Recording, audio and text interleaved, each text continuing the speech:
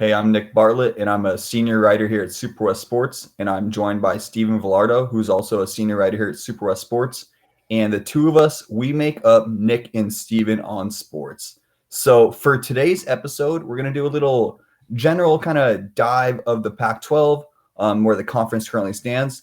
Then we're going to hop over and do a light preview on Oregon. And if we have time, we're going to touch on ASU as well. And then we're going to end with SuperWest NBA draft coverage. So without further ado, let's get straight to it. And Steven, my first question for you is actually going to be, what just kind of your general feel of the Pac-12 right now? There's a lot of rumors going around. What's just your general feel? It's tenuous, man. It's tenuous. That's the best word I think I can use. You just don't know. They got to get the TV deal done. And I think as we kind of talk about some things with the conference today, I think that's our viewers and listeners are going to see it's kind of a running theme, at least for me.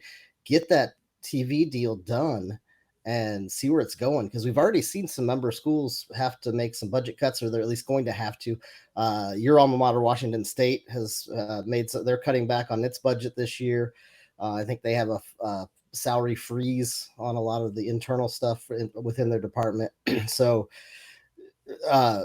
biggest thing is they've got to get the TV deal done, and then everything else will kind of fall into place, whether it's good or bad. That's the start of it, and then it's going to fall into place kind of from there. But tenuous is what I would term it right now. Fair enough. Yeah, I don't think anyone's gonna, have a good night's sleep. I wish there was a better way to say it, but I mean, it's just hanging over the heads of everyone. And as you know, as a WSU alum, it weighs on us. We're wondering if we're headed to the Mountain West. Wish there was another way to phrase that, But popping down to my next question for you here. So it was about a week ago this time, to be fair, but there were kind of some rumors circulating about Colorado potentially leaving the Pac-12 for that close by conference. We can call them the Big 12 or something like that. Do you think this is fact or fiction? I mean, I think there's definitely, it's got some teeth to it. I think it's a rumor there. I think, Coach Prime wants the all eyes on him. And as it's going right now, again, TV deal, but the Big 12 might have more eyes on it right now than the Pac-12, whether that's right or wrong. And I think, as the longer that things kind of are up in the air with the Pac-12 and other members moving, I don't think you can blame Colorado or any other school for that matter if someone comes up with a better offer and you're not real sure where the Pac-12 is going. I think you could definitely see something. I don't think it's going to necessarily happen right away. I'd like to think it won't, but obviously you've heard those rumors. And, Colorado goes, that could become the tipping point, and then you get Arizona probably following them to perhaps that same conference, and then who knows what else happens after that. But, fact or fiction, I guess I'd like to say fiction. It's fiction for now. Let's put it that way. It's fiction for now, but I definitely think the rumors are not unfounded, and especially with their football program, I think the Big 12 and obviously the state of Texas is near and dear to Deion's heart, I think, and the Big 12 is Texas, and that's so I definitely think there's some merit to it for sure. No doubt. That takes maybe I should sleep more, but I never really made the Deion to Texas connection. A little obvious. Yeah. Good point. Wow, good point. So actually, you kind of led me a little bit to my next question, a little bit not, maybe somewhere in the middle. But do you really feel? I know people have been talking about the exit fee for San Diego State leaving the Mountain West. I think it doubles to I don't remember the exact number right now. I want to say 34 million, but it does double at the end of the month if they don't kind of give. I think it's like a year's notice leaving conference, something along those lines. Do you think this is kind of just hyped up by the media, or do you think this is going to influence San Diego State's decision, or really are they just waiting on the Pac-12? They're coming no matter what. I think they're definitely going somewhere no matter what. But you nailed it exactly. So if they announce that they're leaving for any conference before June 30th, the exit fee is $17 million, and they would obviously play this year and then exit next year and pay the Mountain West $17 million. If on July 10th they announce, then it jumps up to $34 million, and then they'd obviously play and then I believe the year after, so next summer, it'd be kind of the same thing if they waited till after July. I think it then drops back down to 17 million. But obviously that plays a big role. I think a lot of the exit fee you're kind of getting from the conference you're going to too. I'm not exactly sure how all of the fees exactly work. San Diego State, their football program, Mountain West Conference, is the SuperWest Sports actually just put out a thing the other day, and I could be wrong with my figures, but they were revenue-wise in the red, and I think that they were the only Mountain West team that was in the red. Colorado or Air Force was the highest revenue generator, which seemed odd. I think San Jose State was at like plus $200 or minus $200 with their football program, so it was right along there. But San Diego State was the only one that was in the red, so they obviously need the money there. But also, I don't know what Snapdragon Stadium, which they just opened last year, I don't know if there was payments that they had to make that took into effect in that kind of a revenue reporting. So I really don't know where exactly what the numbers are, and I imagine that opening the new stadium and the cost of that probably weighed into why they might have been in the red for a season, or a couple of seasons for that matter. I'm not exactly sure where the funding came for that stadium, but obviously San Diego State's, the run to the Final Four this year in basketball on the men's side, a great run for the conference, a great run for San Diego State.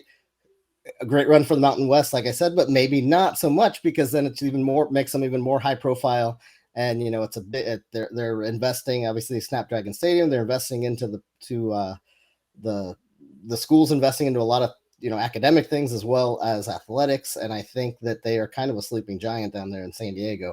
And I think the Pac-12 would be a great landing spot. And I think it is inevitable, whether you have exit fee or not. But again, the Pac-12 needs to get that media contract done, and that might help San Diego State's decision too. Yeah, no doubt. I saw that article released by on our site too, and I haven't read it yet, but now that you say that San Diego State's in the red, it does make actually the exit fee a little bit more important. I didn't really realize. And Air Force, you said Air Force was at the top of that list? Air Force was at the top of that list, yeah. So I don't know. Yeah. Okay. That's who knows. Huh. All right. So my last question, I rambled on for about 500 seconds, and somehow you managed to answer it. I think I just did a run-on sentence. So this one, I'm gonna keep it simple. Does the grant of rights matter, or no? Does it matter? It matters. Where the Pac-12's at worth it right now, it doesn't matter, because it's just a verbal agreement. So they haven't signed anything. The grant of rights matters to the ACC right now. They have one, and it's in a lot of ways what's keeping that conference together. And it comes down to copyright and intellectual property issues. So as an example, the best way I can kind of work this out, and I'm not a lawyer by any means and don't know what all these things are, but essentially we'll use the ACC one because it's actually on paper and is a contract till 2034. Clemson were to leave for, say, the SEC, play an SEC football game, then they are breaking, Clemson and the SEC are breaking copyright laws and intellectual properties that the ACC has signed with them. So I think, and those are a big deal. Those are hard to fight in court, I imagine. Good lawyers can fight them and good lawyers can defend them. I'm neither one. So I don't know anything about how the law necessarily works, but from everything I've read, copyright and intellectual property laws are pretty stiff.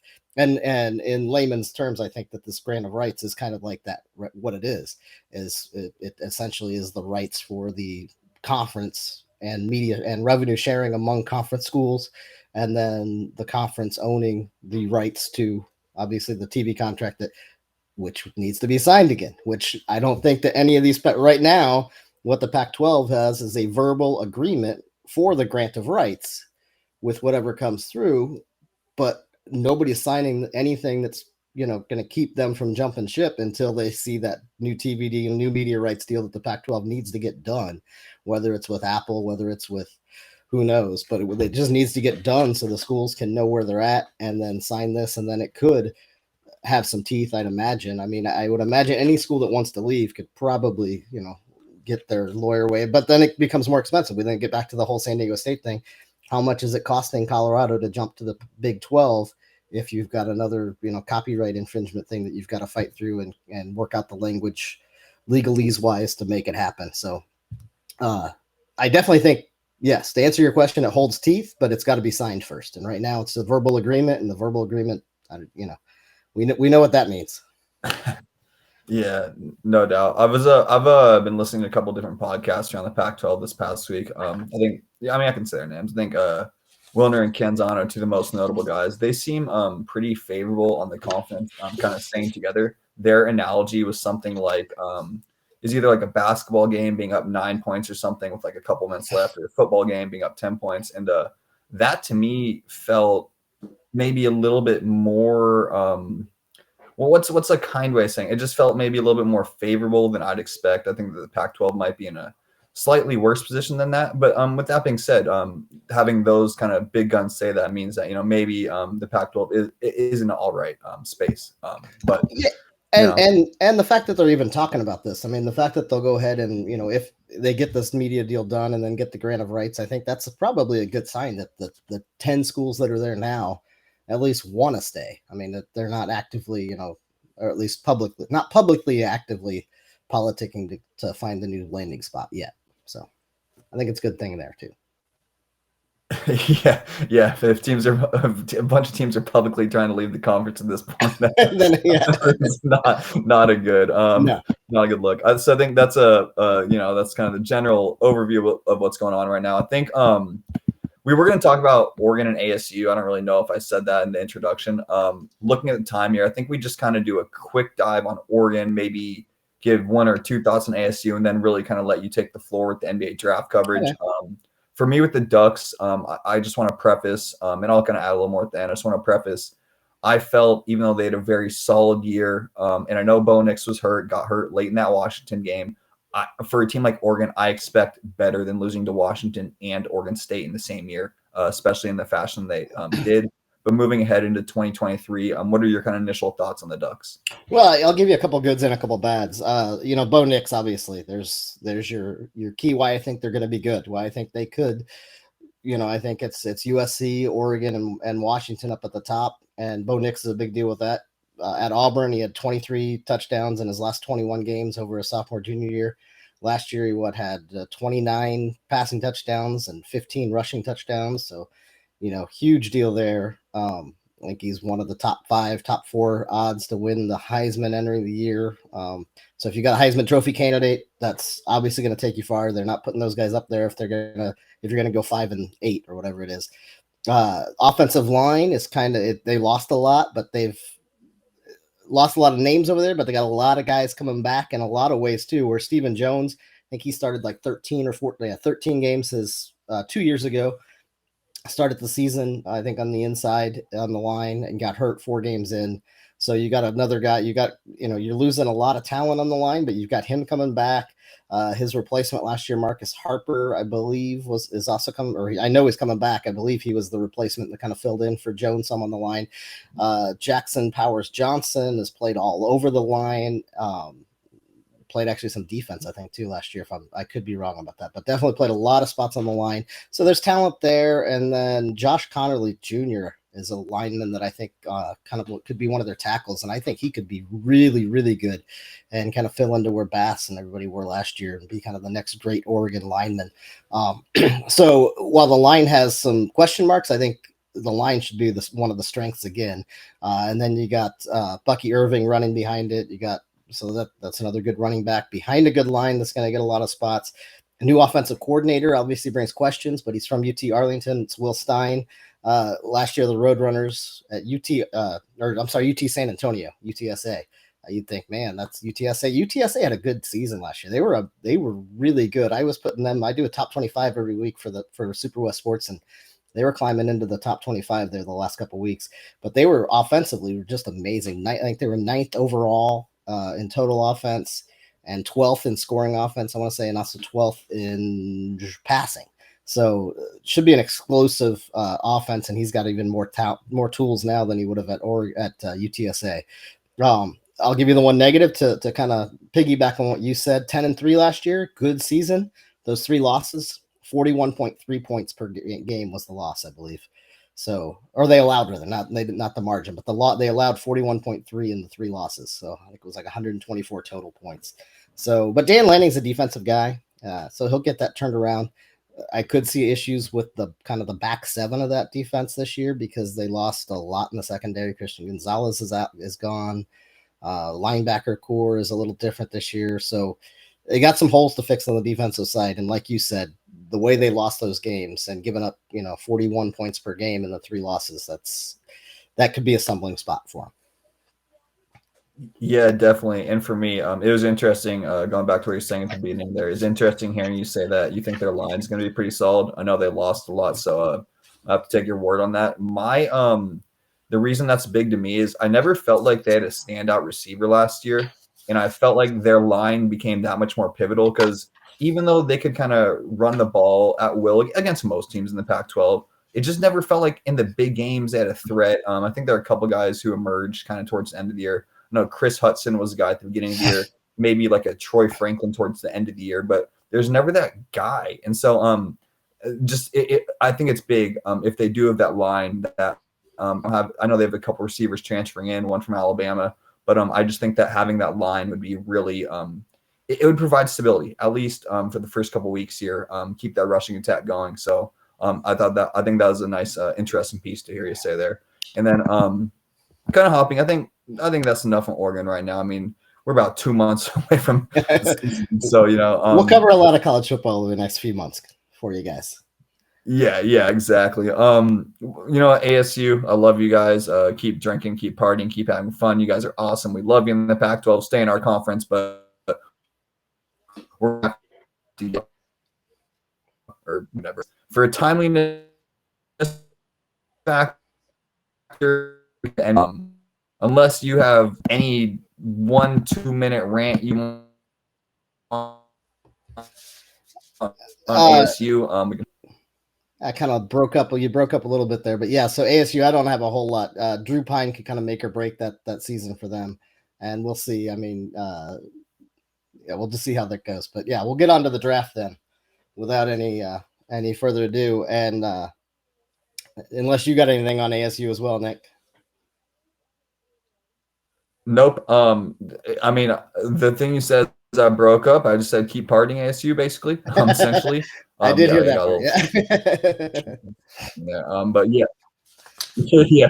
No, I basically said, if you have a quick recap on ASU, blah, blah, blah, let's get to it. And that's been, so yeah, for the NBA draft, in all seriousness, I watched a little college basketball, but I coached 2 teams during the basketball season. So don't get the in-depth analysis or the in-depth of watching. I can read some articles here and there. So, Steven, take us away with the NBA draft. Where do you go? Let's start with just who's your favorite prospect. Doesn't have to be highest drafted, your favorite prospect. Okay, my favorite prospect is Brandon Pajemski of Santa Clara. And I mean, all season long, he was a baller for the Broncos. I think he's a 6'5", 200-pound guard. Started his career, he was from Wisconsin, started his career at Illinois, didn't get much playing time his freshman year, transferred out to Santa Clara last year and just blew up. And I was a fan of him all season, and then he took off at the NBA combine. Everything I heard, he was just an amazing combine. So he averaged like 22 points and 4 assists per 40 minutes played, I think, last year. For actual game totals, I think he was like 19-9, 8.9 rebounds as a 6'5", 200-pound guard, which is amazing. You're getting 20 and 9 out of him, plus another 3 or 4 assists as he's scoring. He can shoot. I think he's going to be really good. I was going to say, if we had this conversation 2-3 weeks ago, I would have thought, maybe out of our SuperWest kind of footprint, we could maybe get Jaquez in the first round, but he could slip to early second.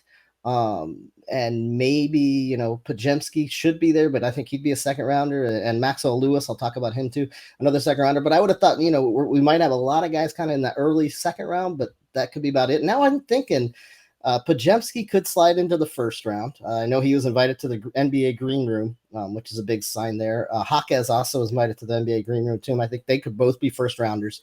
Jaquez, obviously 6'7", he can shoot. Play a little defense. He's a hard worker and he'll contribute. I think he'd be a great fit for a lot of NBA teams. The problem you get with Jaquez is, he's a little bit older, and NBA teams are drafting for the future. And if you can get a guy who's 19 years old that's doing the same thing as a guy who's 23, you might as well get the extra 4 years out of the guy. So I think they both could go first round, and I do hope they do. The other guy I really like, and as a Pacer fan, Pacers got loaded up with draft picks. I think 4 in the first 32 picks, 5 overall. But Maxwell Lewis, another West Coast Conference guy from Pepperdine. And if Pajemski goes, it'd be just another spot on him. It'd be Herb Sendek sending 2 first rounders out of Santa Clara in back-to-back years. As Jamal Williams, I think, was drafted last year by the T-Wolves, 12th overall. So that's pretty impressive. Good run for Santa Clara if that happens. But Pepperdine, I mean, this is a team, they won 9 games last year, but Maxwell Lewis, 6'7", 209. Another guy that came on, I mean, just shoots lights out. Amazing shooter. Could light it up. Obviously, when a team's only winning 9 games, there's some problems there too. But I think I read where he put on like 15 pounds of muscle since the season ended, and went to the combine and again just put up huge numbers and lit it up. And he's one of the best shooting guards probably in this draft. I would say he's arguably one of the best ones. So he could be a kind of guy that could fit into a lot of offenses. But I think maybe a like a Golden State kind of offense if they kind of move on from Klay Thompson and kind of rebuild, because he could be a guy that kind of just shoot it from lights out for them. So I think those guys could all kind of be first rounders. And then you got Amari Bailey. Can I interrupt you really quick here? Yeah, definitely. I just want to, before we get too far away, I want to go back to Hawkes, and I thought, sorry, go for it. Oh no, you're fine. It's I didn't get to see him play on a consistent enough basis his senior year, so I can't speak to the 100% development. But going back, I think that he'd be a valuable fit for really any NBA team. Even if he doesn't play much, like you're saying, he's a little bit older, seems like a stand-up guy. He's gonna work hard on defense, and in a day and age where players are flashing toy guns on Instagram or whatever. I'm like 30, so what's it, TikTok now? Yeah, so my bad, TikTok. And all serious stuff, John Morant gets the mental health he needs, but I think just having a cool, calming presence in a player like Hawkes, I just think having him in the locker room would be invaluable. And he's a great basketball player in his own right. I'm not quite sure if his offense translates to the NBA game. I'd like to see him be maybe more just elite at one facet, maybe like a better shooter or just maybe a little more athletic. But I think any NBA team would be lucky to have him. And so kind of circling back to your next round of guys, was there anywhere else you wanted to head off to next? Any other names? I was going to say Amari Bailey, kind of the opposite of Hawkes. I mean, not from, I think probably still stand-up guy and everything. And I agree with everything you said about Hawkes, but Amari Bailey's kind of the guy who's unproven, yet he's young. And he's got loaded with talent. Obviously, coming off the Achilles injury, he's gonna, whatever if an NBA team drafts him, they're gonna have to be patient with him, and because he's coming off the injury, I think. So it's gonna be, or I'm sorry, that's Jalen Clark. I'm sorry, I was getting my UCLA guards confused. But no, Bailey is a young guy who's got lots of talent, and I think kind of the opposite. He's got a little bit of a thinner frame, obviously, than some of the guys we've been talking about. But Bailey puts on that, builds it up, and he's the kind of guy that's gonna be a good transition player, and his game should definitely bode well to the NBA. And he's young, and he can go ahead and develop while he's there and be a facilitator on the offensive side of the ball. I'll continue to talk about Jalen Clark since I started talking about him, but I mistakenly said Bailey the first time. But Clark's another guy that, I mean, he's a little bit older guy, junior.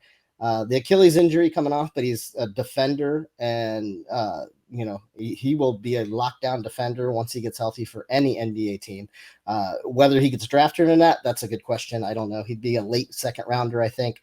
The other good shooter that we want to talk about then would be Julian Strawther of Gonzaga, because I mean that guy can just shoot lights out. I think he was like 40%, 41% on threes, almost 50% from the floor last year. So if you're doing that, you're going to go ahead and be NBA will find a spot for a guy that can shoot lights out like that. The other two guys that I'm kind of tossing around, and had we had this conversation in March, I would have said Azulius Tubelis of Arizona's a lottery guy, and he looks like his game's like, I don't want to compare him to Jokic, but I will. He's kind of got that same kind of feel as a Nikola Jokic, not quite as good, obviously, but he's got good hands. He runs the floor. He's got a little nice touch on the outside shot. Obviously, he can play inside. He's 6'11". But now there's a guy in 6'11", 245, maybe not quite as, obviously not as big as some of the bigger guys. Maybe he needs to be about 6'11", 300 and doing that to throw his body around. But he might not get drafted. I think he's either very late second rounder, I think, or undrafted, and I don't actually get it. And I'm going to actually ask you if you got any opinions on him, but I'm also going to bring up your guy, Muhammad Gay, who at Washington State, who came out, who I think could also be, he's very thin, 6'11", 210, I think, but right around 200. But another guy that can rebound, young guy. He's probably, I think an NBA team could take a flyer on a guy like that. I think he averaged a double-double for the Cougars last year, at least per 40 minutes. It was a double-double, I think 17 or 18 points. And I know he's over 10 and a half for rebounds per 40 minutes played, I think, last year. So both those guys, I don't know, what are your kind of takes on those, especially Tubelis? Because he's just to me, it's fascinating that he's not getting the NBA love. To me, it just looks on paper and watching him play like his game is built for the NBA, today's NBA. So the thing with today's NBA, and I think first off, his game is built to play basketball at any professional level because he understands the game, and that translates. Like you touched on Jokic. Jokic just understands the game. It's not like he's doing anything extra. I mean, he's doing extra crazy crap, but most players aren't. But back to Tubelis, is like he doesn't fit a specific role in the NBA, and how I feel most good coaches in the NBA, they know they have stars and they have role players. There is no in between. It's just such a NBA, like such a star driven league, and you have a guy like Tubelis. It's like you can't really have him guard elite post players down low. You can't really have him guard perimeter players. He's probably not going to be able to rebound against a lot of the elite rebounders in the NBA. So I think a lot of NBA scouts, plain and simple, overlook him. But what they're now overlooking is the intelligence, where to box out, positioning his body in certain angles so he can get these rebounds. And that's something that when you've seen and watched players we have over the last 3 or 4 years, he understands all these little things. But if you're just looking at a little highlight film, you see a dude who's jumping 40 inches and a dude who's jumping like 30. It makes it pretty easy when you don't have that extensive knowledge. And for Muhammad Gay, go back to WSU. Just stop, dude. Like he can ball, like he can ball, but like, dude, just stop. Like they don't understand how different the NBA is. It's like if WSU was this bad, like you're not ready for the NBA. Because if you were, WSU would have been at least like I don't know, a round of 32 or 64 team, at least sniffing. Mm-hmm. And I know they did make a tiny run, but it wasn't that good. Let's just be honest. So both those last two guys we talked about. I mean, an Arizona fan too. No matter how good Tubelis is, you're an Arizona fan. You got to be looking. Hey, you're leaving Arizona to be the 58th pick in the draft, if that even. Like what the heck? Come on, but yeah. I think Tubelis though too, and obviously I want it's probably just maybe a little bit harsh on my own team. Obviously WSU maybe not quite the season they're expecting last year. They lost a lot, but I just think from a pure basketball standpoint, Tubelis is a lot more polished than Gay. Sure. Gay is kind of what they're literally. Gay is more athletic, but I would think Tubelis is by far the better player at this point. Shoot, man, we're at about 30 minutes. Unless there's anything else you want to say, any other, I don't know if you want to start a rap career right now, drop a freestyle rap.